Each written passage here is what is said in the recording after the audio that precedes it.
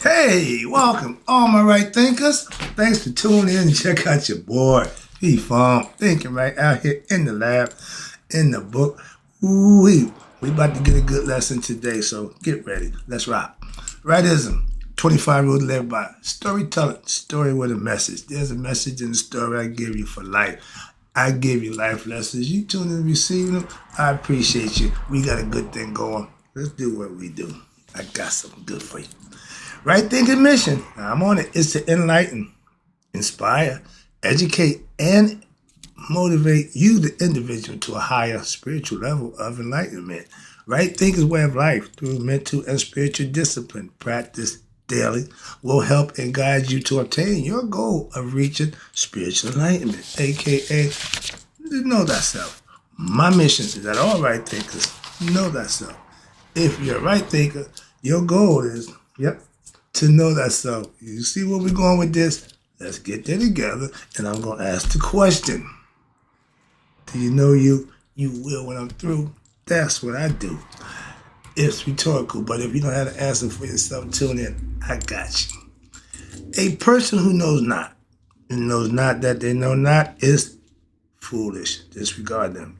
A person who knows not, and knows that they know not, they're simple, but you can teach them. That's why I do what I do for you. Appreciate you too. Stay tuned. I got more for you.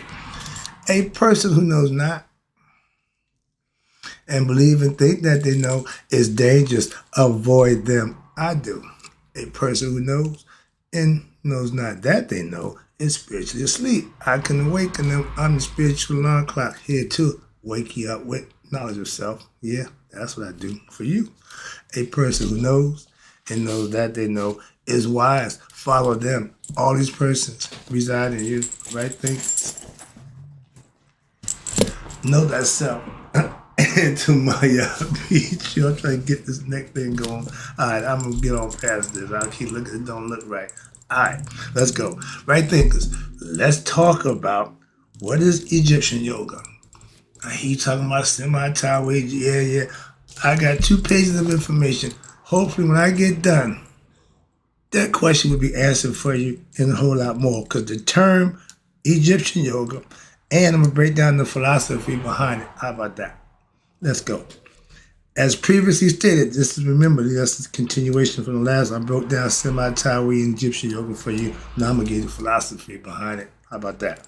As previously discussed, yoga in all its forms were practiced in Egypt, apparently earlier than anywhere else. We know that in history.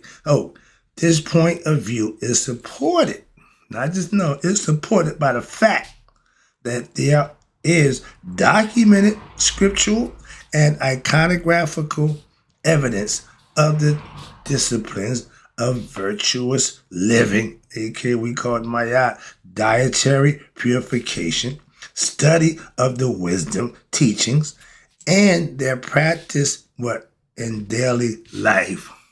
When daily, that's from the ancient ancestors. Psychophysical and psycho-spiritual exercises, aka meditation exercises. And, yours truly, meditation is in there. When it's being practiced in ancient Egypt, long before the evidence of its existence is dictated in India, including the Indus Valley civilization also, or any other early civilization, Sumer, Greece, China, etc. We had a way to get to God. We had a way of civilization maintaining and doing things it's supposed to do in harmonious form for thousands of years. Okay, we can't get 10 minutes with us. The teachings, what's called yoga, are at the heart of what? The Persian book coming forth by day, aka the Bible, basic instructions before leaving Earth. It was giving you instructions to get to the afterlife. Same way the Bible gives instructions to make it to heaven. Okay? So understand this. As explained earlier, the word yoga, I gave a breakdown for that, in the Sanskrit term, meaning what? To unite. The way you can telepathically unite with your higher self is through meditation. No other way. Christ was saying, I am the way, meaning the way to get to God was through me. What? Meditation. Not him physically, okay? That's how he got to it. He's telling you, I am the way. I'm telling you, this is the way. Calm down. Okay, but that's the concept. But it's the meaning is to unite you, the individual, with your higher self, aka cosmic consciousness.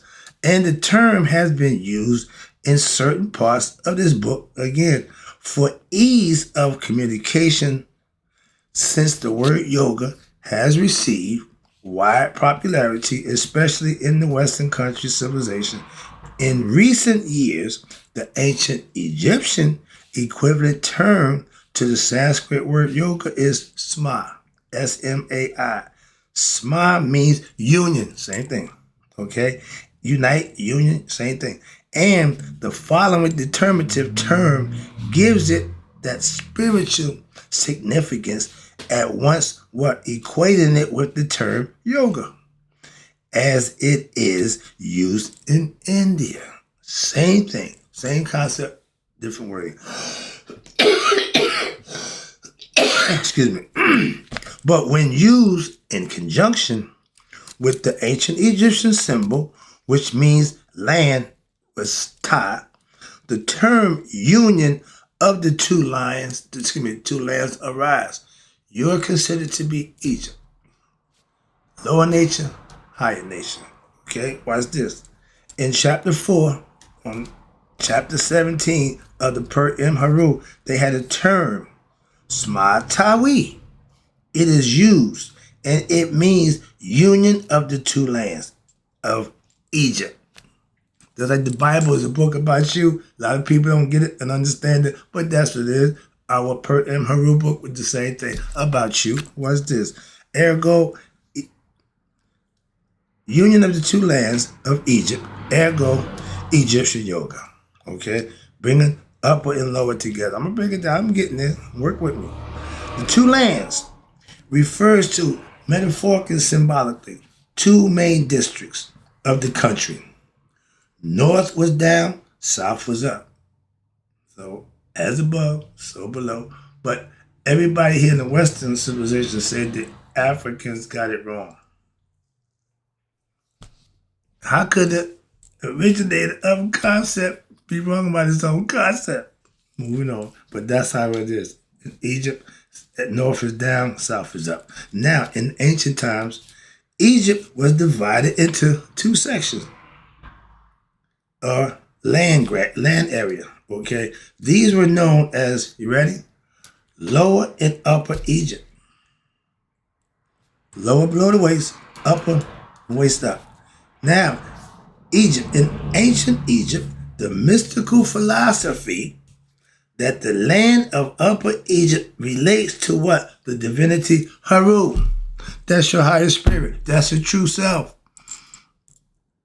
That's God reincarnated in the flesh. That's me and you. That was Jesus. That was the concept that he was speaking about. Was this? Now, it does tell you, it relates to the two divinities.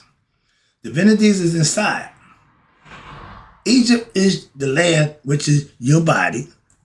Higher self, Haru. Lower self, Set, the ego self. I've been trying to make it clear to you. I get it from here. So I just put it my way and trying to make it work. Here it ain't went nowhere. It's the same philosophy. What's this? Now, you got divinity between who? Haru, higher, who represents your higher self. Again. And the land of what? Lower Egypt relates to what? Set, the ego self. The divinity of what? Your lower self. So, Smatawi means what? The union to unite what? The two lands. Coming, I'm getting there. The union between what? Your lower self with your higher self. The lower self relates to that which is negative, okay? The ego self. This is what it looks like. This is the finished product. Okay? This is you. They got another picture that shows you with one body. They show you same bodies. Everything is the same. except from the neck up. Okay? That's the moral fight that's in all of us. We have to make a decision. Your lower self is negative. Your higher self is positive. You got to bring two together. Once you control the negative, it'll do what it's supposed to do. It'll do its job. It'll function. It just don't need to be running the show. That's the concept. Sorry about that. I keep trying to make that clear. But now it says negative is not bad, so it's just uncontrollable. It's uncontrolled. Okay, like Koof. Koof is knowing what to say and when to say it and when not to say it. Uncouth is just the opposite. Say anything, anytime. Don't just, those people, a little rough around the edge, we call them, uncouth. Okay. Nobility teaches you when, it gives you Koof. Okay. Koof is the understanding of when and what not to do. Okay.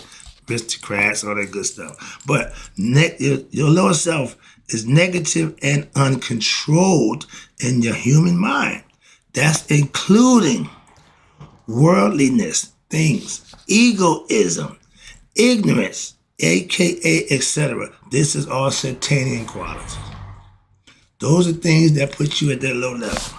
While your higher self, watch this, it relates to that which is what? Above temptation, him up there, and is good in what?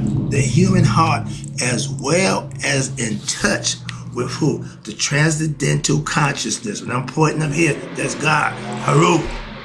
That's the spirit that's in me and you. Set is in me and you also. The ego's in there too. That's the moral fight. Good or bad.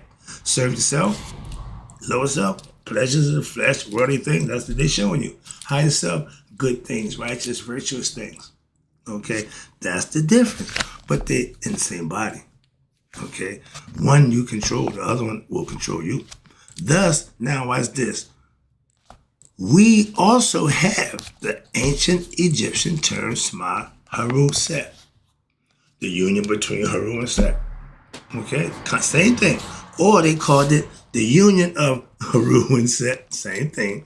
So Sma Tawi, or Sma Tawi spelled S-M-A-I-T-A-U-I or T-A-W-I. Same thing. To them, the vowels are interchangeable. They wasn't really caught up on that. But okay, that's Sema Tawi, or Sema Haru Set, are the ancient Egyptian words which are to be translated as, you ready? Egyptian yoga. Okay? I just gave you the breakdown. Above, the main symbols of the Egyptian yoga, Sma, the ancient Egyptian language and symbols, that's how they taught, that's how they communicated through the Madronetta. They call it, again, the Greeks call it hieroglyphics. But the symbols will provide your first historical record of yoga philosophy and religious literature. It was in the Madronetta. The hieroglyph for Sema is right here. I got A, B, and C, and D. These are the 4 words, these are the 4 things that make up the symbol for yoga. Right here you see B, that's the Sema sign. That's the trachea, that's the lung, the trachea in your lungs. Haru and Set coming together in the same body, breathing the same air. This is, they call it Nefer. This is the heart and the trachea coming down. Then this, you see this, everybody know about this. That's the Ankh, the key of life. And here is called the Hotep, supreme peace. That's you breaking bread with God and the little table that y'all eating from. That little knob there, that represents the nourishment. Okay, supreme Hotep, peace within oneself. When you and God become one, y'all break bread. Okay, that's the concept, that was the idea. And when people saw that, they knew that. Okay, that's the difference in understanding the esoteric message in the signs and symbols. If you just know the exoteric, just what it see your eyes, everybody see the compass and square, everybody see the pyramid. They don't know what it means, don't have a clue. They know that, you're Mason. I don't know why people equate the pyramids with Masons. I ain't figured that one out yet, but yeah, a lot of people, oh, you Mason? You Illuminati? Yeah, all of that. I just let them go. All right. So, again, where we at? About to wrap this up and get to the good stuff. Again, hieroglyph symbol, they spell it SMA or SEMA. It represents the union of, again, I told you, the two lungs and the trachea. That's the one pipe coming down. And it symbolizes what? That the union of duality, upper and lower, don't make a difference. That is the higher self and the lower self. It leads to what? Non-duality, the singular, the one. Okay, where we all come from. And once the individual realizes duality in itself between him and God, he'll know everything comes from the one singular consciousness.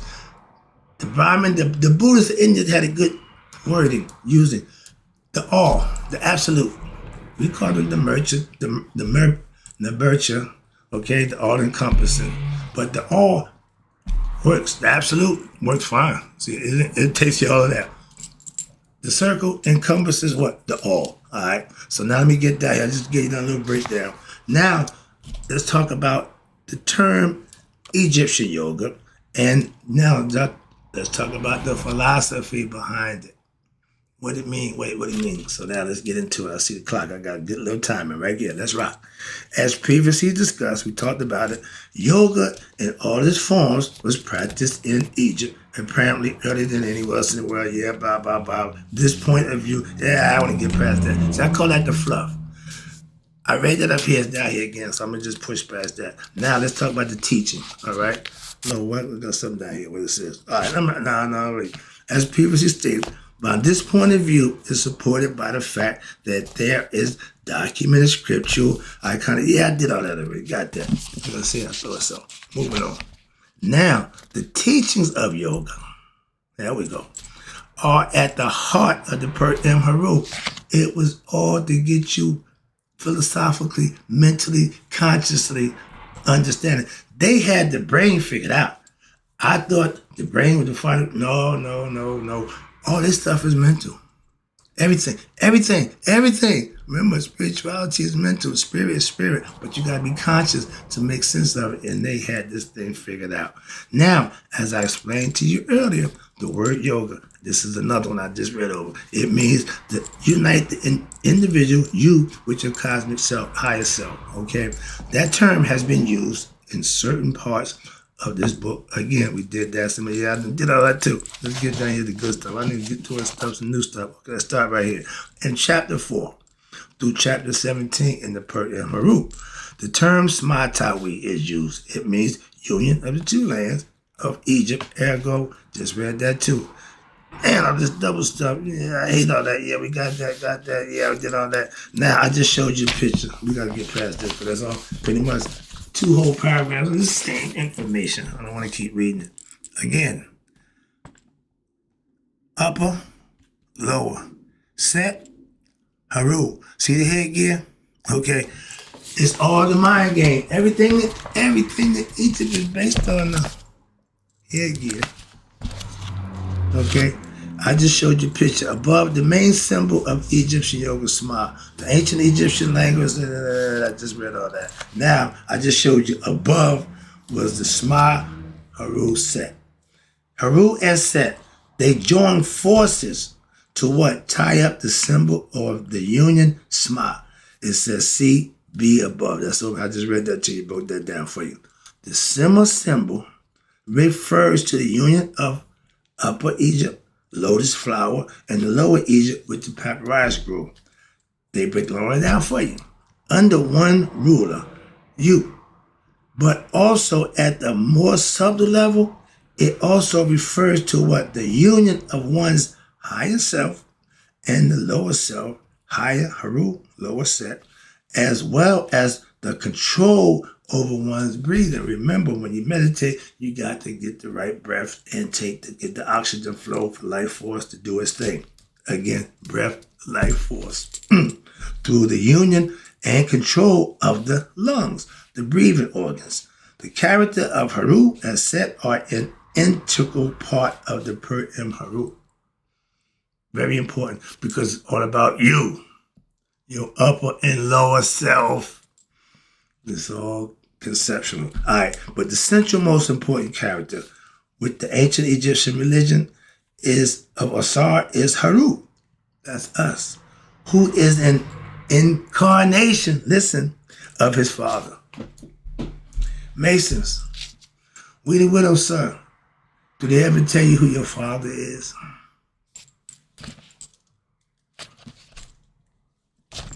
Remember when Darth Vader told Luke when he was about to fall off, he said, Luke, I am your father.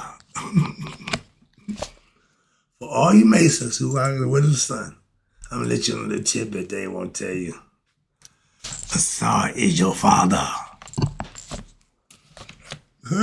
No, I got one better for you. They don't went as far as they say, know who your father is, Masons. They say, Yoda. I've been Masonry 40 years. I never heard that one. They done got some new stuff, but it's too funny. But your father is dead. Asar is dead. When you die, you go to meet him if you lived a good, fruitful life. It's real simple, well, maybe for me, but that's the concept. All right, let me get to this lesson. I see the clock is starting to go against me now. All right, let me get this lesson out the way. Hope you understand. I'm trying to break it down, make it real simple, at the same time get a lesson. You are the reincarnation of your father. Who's your father? Asar. Asar is killed by who? His brother, which made him your uncle Set, the ego. The evil one, who out of these qualities, greed, demonic, satanic tendencies, craved to what? Be the ruler. He wanted to be the man. And he figured he'd take the man out and he'd become the man. The man is his brother. And y'all wonder why in the Middle East, brother against brother. The first brother crime is from Egypt. Y'all call it Cain and Abel, but Set and Haru. But that's a mythological story that will live on forever. It won't change. It's not going to change. It's the truth from the perspective that philosophically it gives a lesson. It didn't have to really happen. Metaphorically, philosophically. Y'all want Bible thumpers. Everything's literal. No, and nothing in that Bible literal. First of all, so I'm going to get out of here. Let them be who they are. I'm teaching my stuff. Let me get back to this. But it's only conceptually so that you can get the lesson, understand. Brother, kill brother. You carried your brother. Yes, you could. Esau and Jacob stole the blessing. So that brother don't mean a damn thing. Of course, they're your brother, out of the same mother. Don't carry much cachet. As you can see, moving on, they come out the same place, but that's the one who did the most harm. Black on black crime, sound familiar? It was always that way. It ain't never changed. We never stopped it. What? It's a cycle. We're going to continue to do it. We ain't going to stop. Moving on. And where we at? Because he craved to be the ruler of Egypt. He wanted to sit on the throne. He wanted to be the king. And he did. But with everything that you do wrong, when you get what you want for doing wrong, there's a price you have to pay. That's what a lot of people fail to realize. Consequences. Karma. Nobody escapes her. Man, don't worry about karma. I could care less. Why? You got to deal with her, not me. My goal is to avoid her. Okay? To keep my stuff straight. Well, I don't want that call. That's why. And you direct control over that. You're the controller of your destiny. What did you do? You're responsible. That's all. If we taught our young that, they'll be a lot better off coming through their early years when life gets to be really tricky, when they really don't know. But if you give them the truth to stand on, they can avoid some of the pitfalls of life, traumatizing them for the rest of their life. Come on. Some of us make mistakes early in life that we never recover from.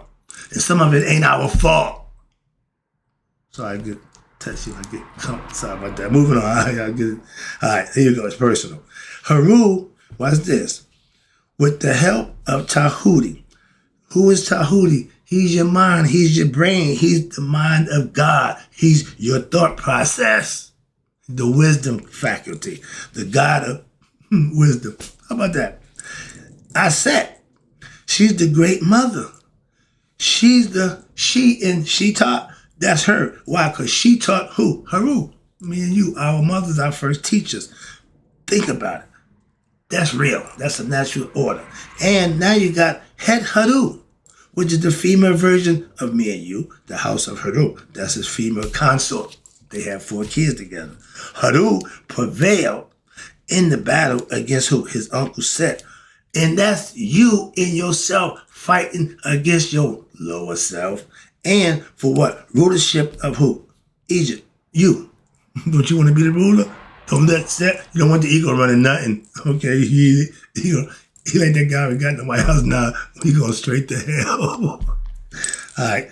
Haru and Set struggles. And the symbolism is the struggle of what?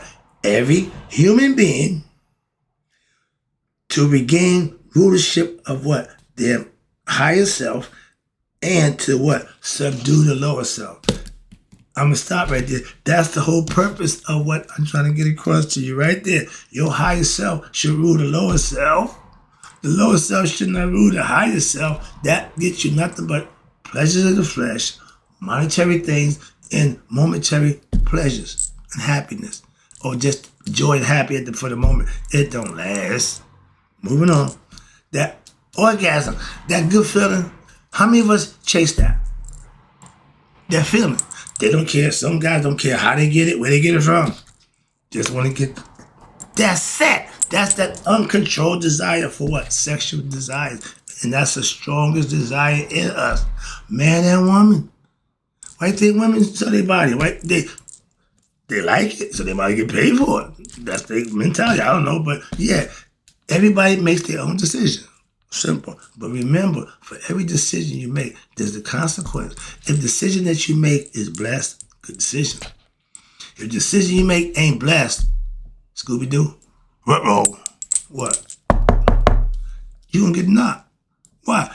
You gonna get what you deserve. Obviously, what you didn't deserve was a blessing, because that's what you didn't get from God. He got to say, oh girl.